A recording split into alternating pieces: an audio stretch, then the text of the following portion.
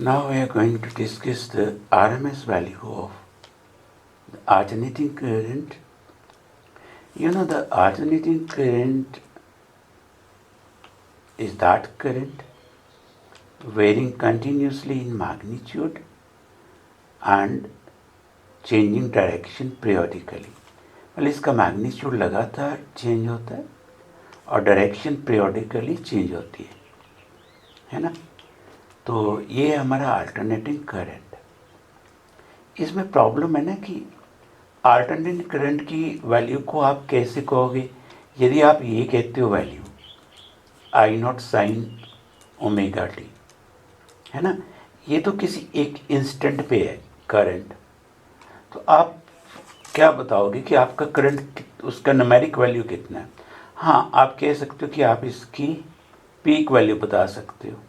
Peak value कितनी होगी, आई not. हाँ, आप इसकी मीन वैल्यू भी बता सकते हो। तो मीन वैल्यू पता है ना कितनी होती है। आप बता सकते हो कि मीन वैल्यू जो पॉजिटिव हाफ की है वो होती है 0.637 आई नॉट। आप कह सकते हो कि ये मीन वैल्यू है एसी की पॉजिटिव हाफ की, या नेगेटिव हाफ की भी सेम होगी नेगेटिव साइन। पर ज़्यादा बेटर पता है क्या होता है, जब भी एसी की वैल्यू बतानी है ना करंट की या वोल्टेज की, तो आरएमएस वैल्यू ही बताई जाती है। क्यों, रीज़न क्या है, तो मैं इसके रीज़न पे भी आऊँगा। तो पहले मैं डिफाइन करूँगा कि आरएमएस वैल्यू का मतलब क्या है। तो आरएमएस वैल्यू का मतलब होता है कि आपको ना स्क्वायर रूट लेना होता है। किसका, एवरेज ऑफ आई स्क्वायर का। मतलब आई स्क्वायर का मतलब कहने का मतलब पता है क्या है, सुनो कि आई स्क्वायर का एवरेज वैल्यू पहले ले लो। तो क्या होगा आई स्क्वायर का average value, that is I square D T. इसका एवरेज वैल्यू लेना है ना, तो आई स्क्वायर डी टी को इकट्ठा करो एक पूरे साइकिल में और डिवाइड करो टी से, है ना। ये क्या बनेगा, ये बनेगा आपका आई स्क्वायर का एवरेज वैल्यू। तो आरएमएस वैल्यू क्या होता है, आरएमएस वैल्यू होता है इस सारे का रूट, स्क्वायर रूट।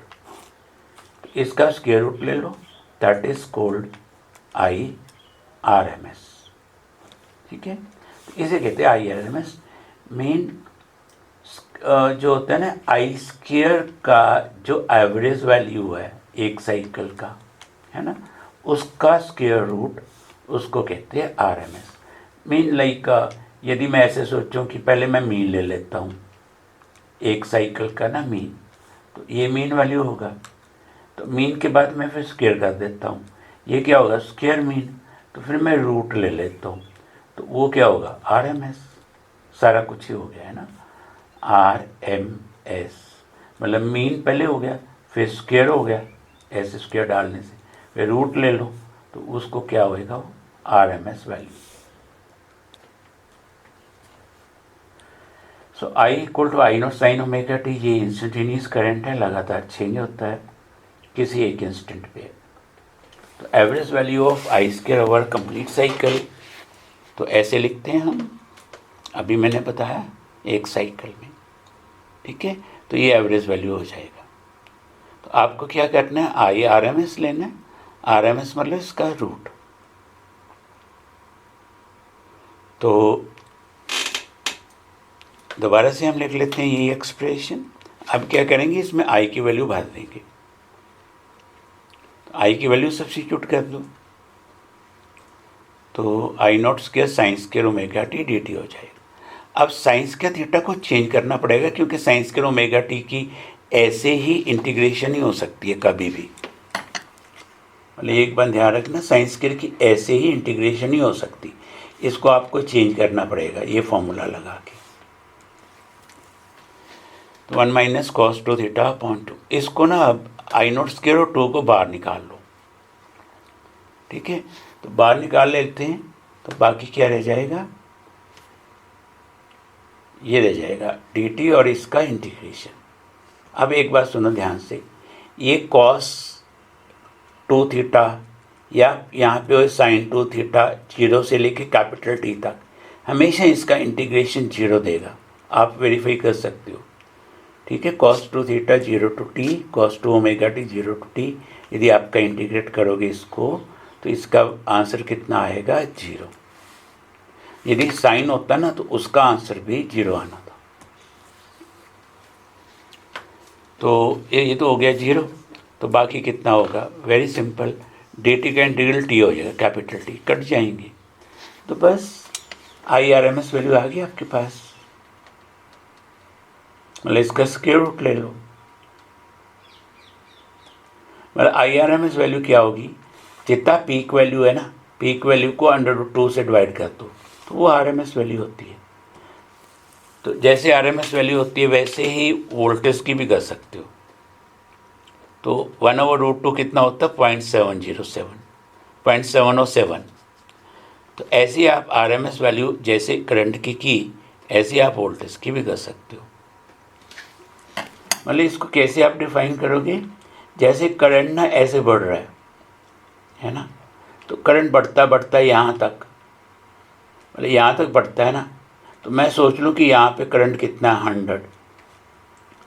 और यहाँ तक जब आप यहाँ पे पहुँचे थे, मतलब यहाँ से लेके यहाँ तक, तो यहाँ तक कितना करंट था?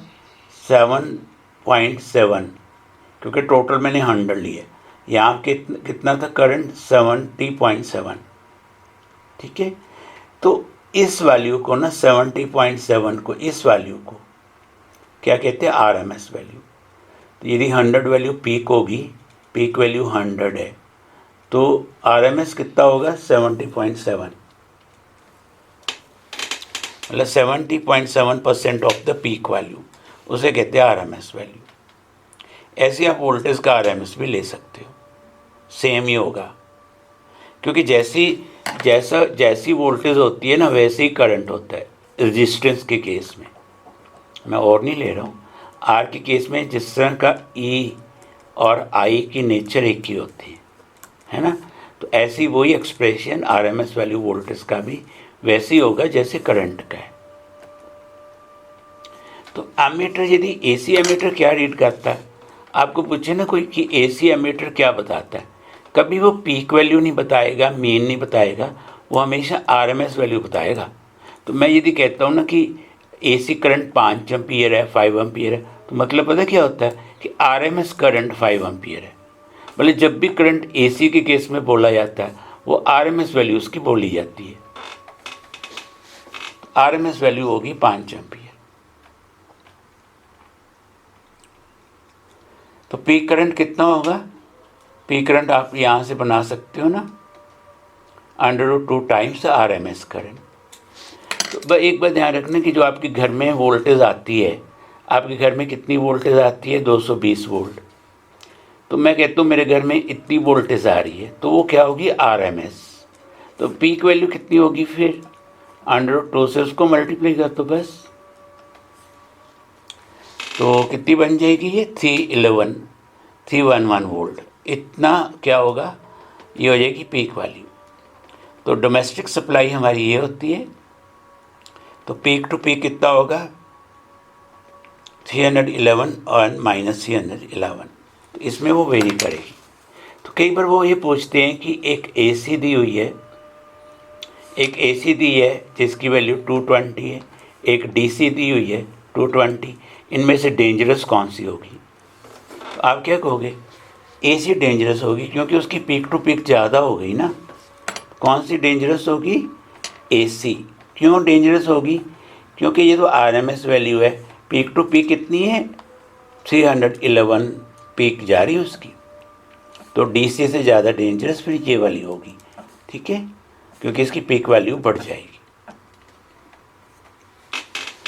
तो अब हम आते हैं इसका सिग्निफिकेंस क्या है, RMS वैल्यू का सिग्निफिकेंस क्या है, वेरी इंपॉर्टेंट। तो करंट क्या होता है AC का? ये जब इसे हम पास करते हैं रेजिस्टेंस में, तो रेजिस्टेंस में क्या होगा? पावर डेवलप होगी, पावर यहाँ पे बनेगी। तो जो पावर बनेगी फॉर्मूला क्या है? I²R। पर करंट तो आपका चेंजिंग है, तो पावर भी चेंज होती जाएगी। क्योंकि करंट इंस्टेंटली चेंज हो रहा है तो पावर भी हर इंस्टेंट पे चेंज होगी। फिर आप क्या करोगे, फिर डेफिनेटली आप करंट एवरेज लोगे ना, एवरेज पावर लोगे। तो एवरेज पावर में करंट जो लेना है आई स्क्वायर वो एवरेज वैल्यू लेनी है, तो एवरेज पावर हो जाएगी। पर अभी आप क्या प्रूव करके आए हो, IRMS क्या होता है? अभी आपने ये नहीं प्रूव किया कि IRMS का स्क्वायर क्या होता है, आई स्क्वायर एवरेज सेम होते हैं ना ये। तो एवरेज पावर AC के केस में क्या हो गई, IRMS का स्क्वायर इंटू R। बस अभी हम सिग्निफिकेंस पे पहुंच रहे हैं। अब देखो इसका सिग्निफिकेंस क्या है, मतलब पावर AC के केस में पावर की कितनी डेवलप होती है, AC की पावर डिपेंड करती है RMS वैल्यू पे, ठीक है। तो दूसरी, अब मैं पता क्या करता हूँ, मैं DC करंट ले लेता हूँ। AC में एवरेज पावर एक साइकिल में कितनी होगी, IRMS का स्क्वायर इंटू R। तो अब मैं क्या करता हूँ कि मैं पास करता हूँ DC करंट, और DC करंट कितना पास करूँगा, जितनी AC की RMS वैल्यू है उतना पास करूँगा, है ना। तो वो पावर कितनी डेवलप करेगा, वो भी इतनी, यही पावर तो वो डेवलप करेगा। तो यहाँ से आपको देखो, मैं एक बार फिर बताता हूँ, सुनो ध्यान से। आप ऐसे करो, आपके एक पास टाइम पीरियड T है, T टाइम पीरियड में आपने पहले AC पास की, है ना। तो AC आप ये देखो जो पास की, इतने टाइम में उसने कितनी हीट बनाई, अब वो हीट नोट कर लो कितनी थी। अब AC को हटा दो, ये गिवन AC थी पहले ना, जिसकी RMS वैल्यू आपने फाइंड करनी है।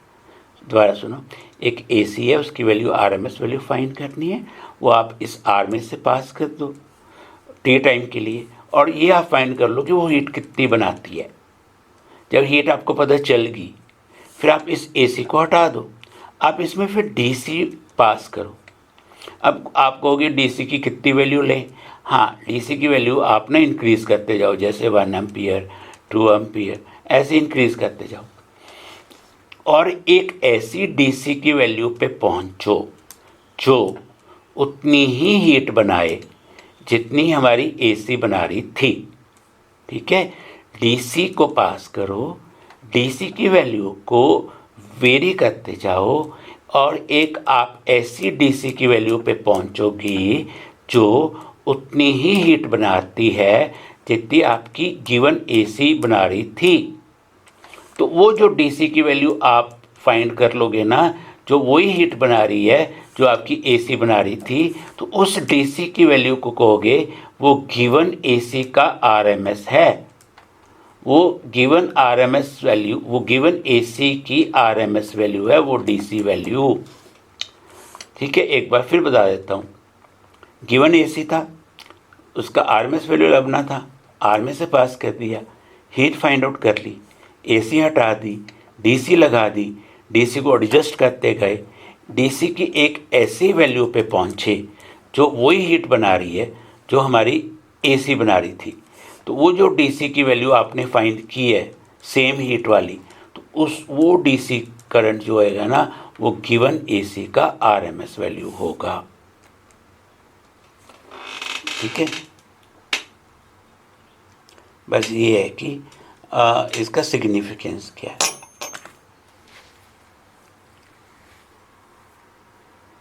तो कृपया यदि आपको ये वीडियो अच्छी लगी, मेरे चैनल भी लाइक सब्सक्राइब तो करिएगा ना।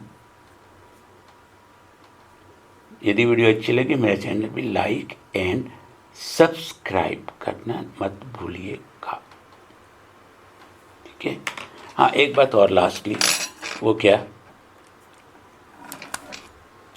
इसको ना, इस RMS वैल्यू को क्या बोलते हैं,